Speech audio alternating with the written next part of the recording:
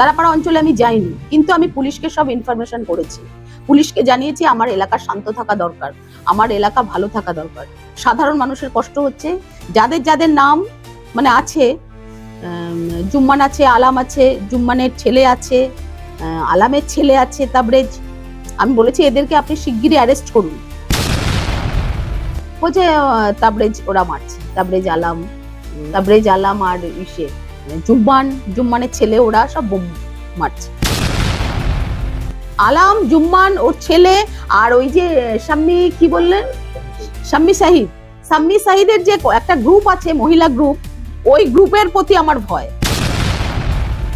তপসিয়া থানার ওসি অত্যন্ত ভদ্রলোক, সজ্জন লোক। ও হেডমাস্টার হতে পারতো স্কুলের, ও এখন ওসি হয়ে আছে। সুতরাং এইখানে দরকার রাজীব দের মতো স্ট্রং অফিসার, যারা এটা কন্ট্রোল করতে পারবে। যদি দলে অশান্তি কেউ করে, দলের মধ্যে থেকে তাকে দলে থাকতে দেবো না, তাকে কি মার খাবো না। রাত্রি অন্ধকারে ঝামেলা হচ্ছে, ওই রেল লাইনের পাড়ে পাথর ছোড়াছুড়ি হচ্ছে, তার মধ্যে আমি যদি যাই, ওরা তো আমাকে দেখে মারবে না। তুমি একটা যদি আমার মাথা এরকম একটা পাথর লেগে যায়, আমার জান নিয়ে টানাটানি হবে, আমরা কি করে রিস্ক নিয়ে যাবো? এলাকায় কোনো প্রোগ্রাম হবে, আমাকে ডাকবে, আমি যাবো না, এটা হবে। প্রোগ্রামটা কি হয়, রক্তদান শিবির, নাহলে বস্ত্রবাহিতরণ, এইসব প্রোগ্রাম। তো সোশ্যাল প্রোগ্রাম করলে আমি যাবো না, এটা হতে হয় না, আমি যাই। এটা যাওয়াটা আমার ভুল না, কিন্তু যারা এর সুযোগ নিয়ে অন্যায় করছে সেটা তাদের ভুল, এবং অন্যায় তাদের বরদাস্ত হবে না দল থেকে, এটা বলে।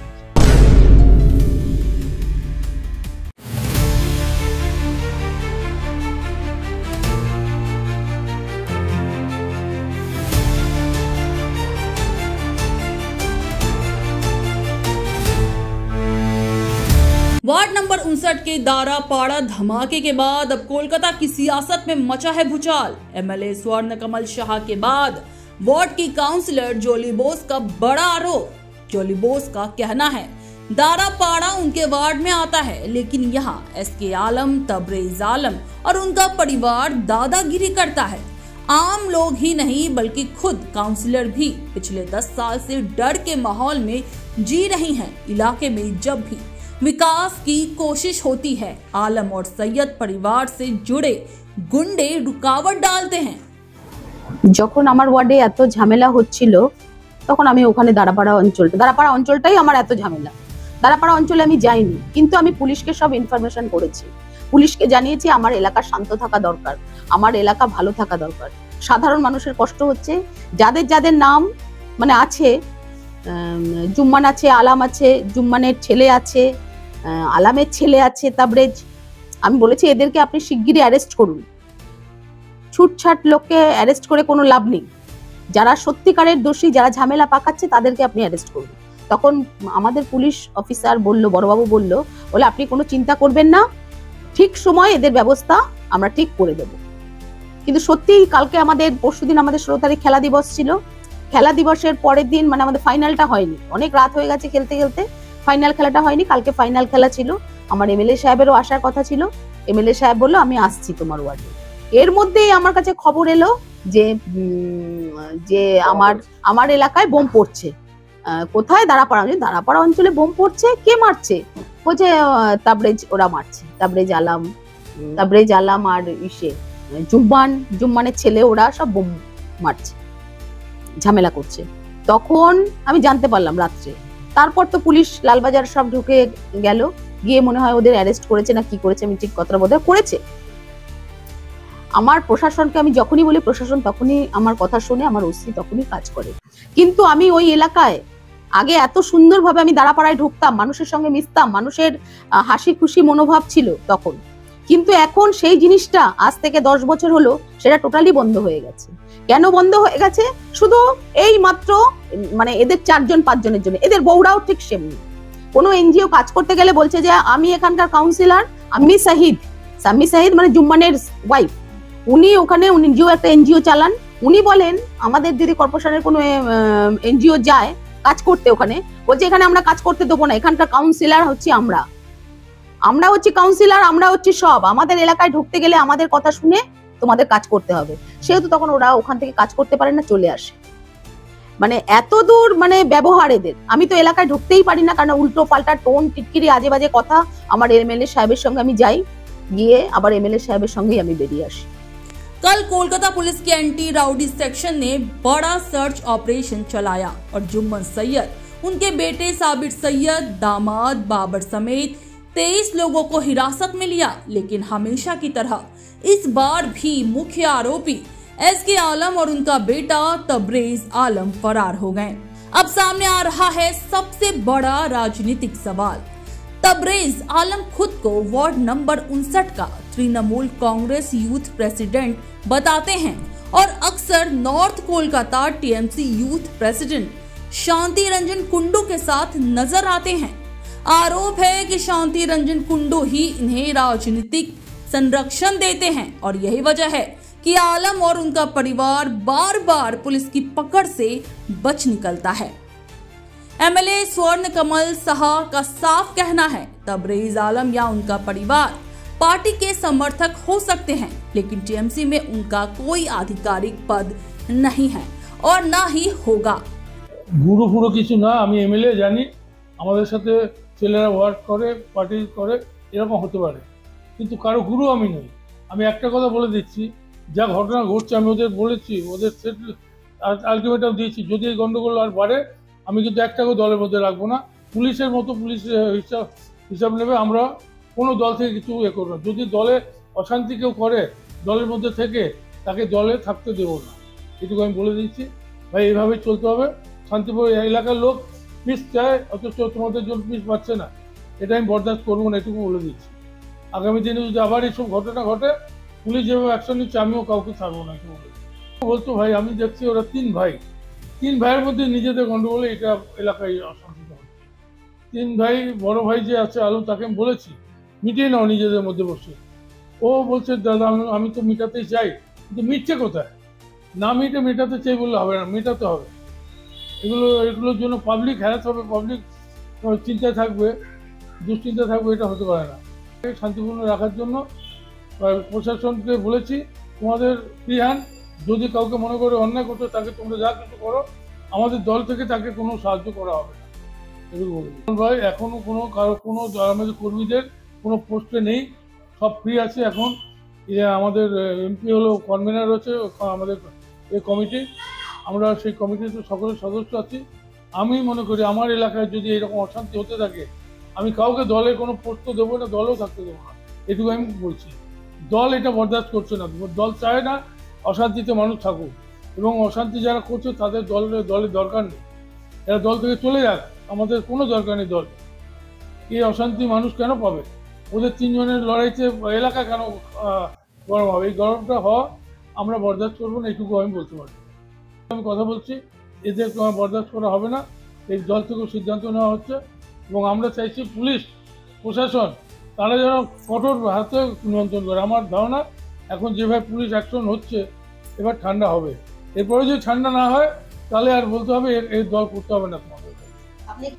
আমি যা দুদিন ধরে হচ্ছে কুচকুচ হচ্ছিল, ভাই লড়াই চলছিল, ভাই ব্যাপার ছিল, কিন্তু এটা যখন দলের নিজেদের মধ্যে গন্ডগোল, এলাকা কার কাছে কায়েম থাকবে এই জন্য লড়াই, এই লড়াই আমরা কাউকে অ্যালাউ করবো না। कोई इंजर्ड भी हुआ, एक काय होगा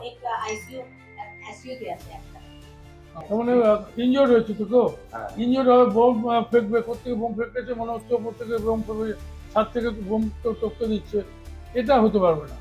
এই জিনিস যদি হয় পুলিশ অনুসন্ধান করে দেখুক কারা বোম আনছে, কে বোম দিয়ে এটা করছে।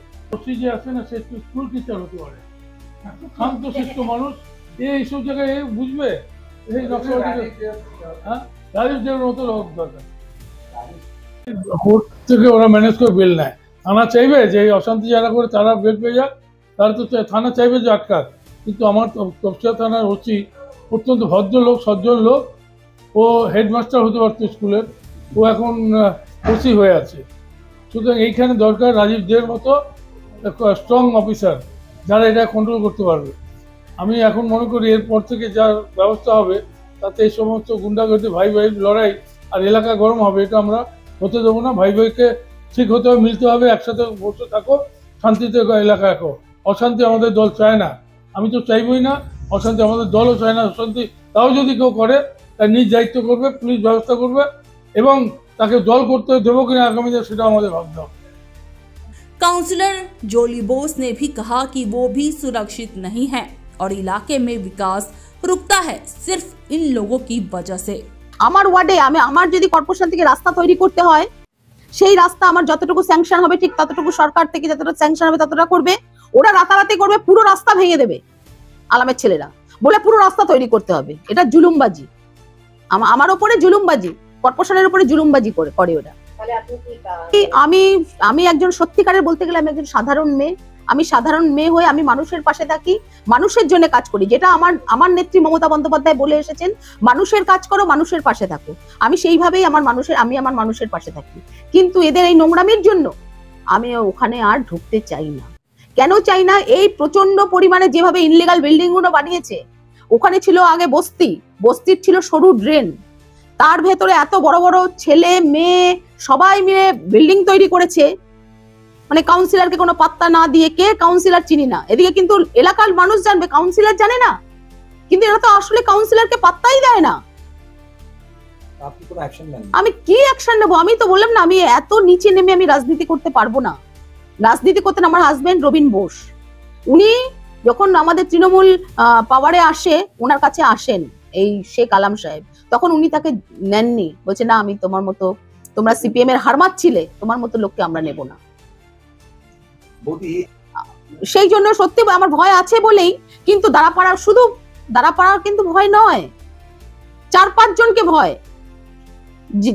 সেটা হচ্ছে আলাম, জুম্মান ওর ছেলে, আর ওই যে শাম্মী, কি বললেন, শাম্মী শাহিদের যে একটা গ্রুপ আছে, মহিলা গ্রুপ, ওই গ্রুপের প্রতি আমার ভয়।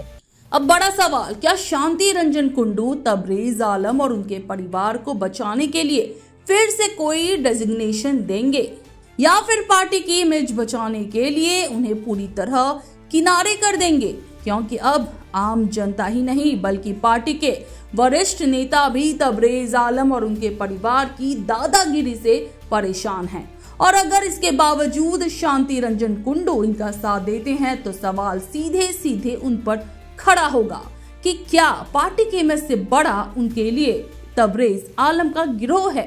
फिलहाल पुलिस की जांच जारी है। प्रशासन का कहना है कानून अपना काम करेगा, दोषी कोई भी हो बख्शा नहीं जाएगा।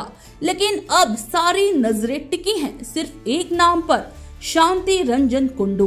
पिछले कई महीनों से तबरेज आलम और SK आलम का नाम सुर्खियों में रहा, पर अब सवाल ये उठ रहा है कि इतने लंबे समय उनके नाम सामने होने के बावजूद नॉर्थ कोलकाता TMC यूथ के नेता शांति रंजन कुंडू ने अभी तक कोई टर्मिनेशन लेटर या आधिकारिक कार्रवाई क्यों नहीं की।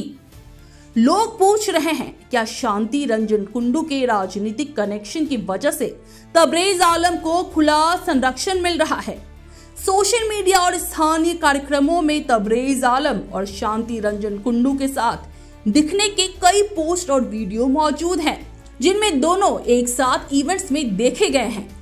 ये वही प्रश्न है जिसे अब जनता और पार्टी दोनों सख्ती से पूछ रहे हैं। अगर किसी का नाम लंबे समय से विवादों में है तो डेजिग्नेशन लौटाना या पद से अलग करना सबसे पहला कदम होना चाहिए। तो फिर अभी तक टर्मिनेशन लेटर क्यों नहीं आया?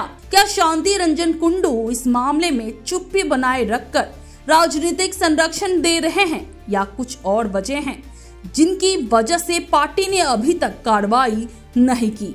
सोशल पोस्ट और कार्यक्रमों के सबूतों के बीच ये सवाल और तेज हो गया है। Bureau report, super news 24।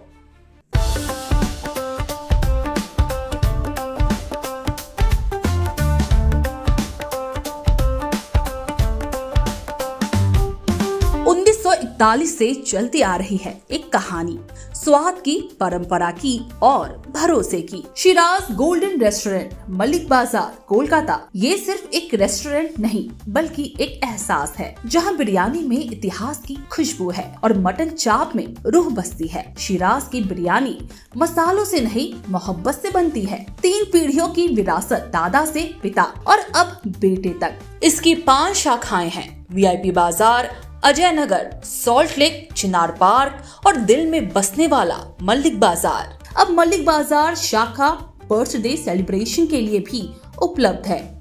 घर जैसा माहौल, रॉयल सेटअप और स्वाद जो हर मौके को खास बना दे। जिसके स्वाद के दीवाने तमाम सेलिब्रिटीज हैं।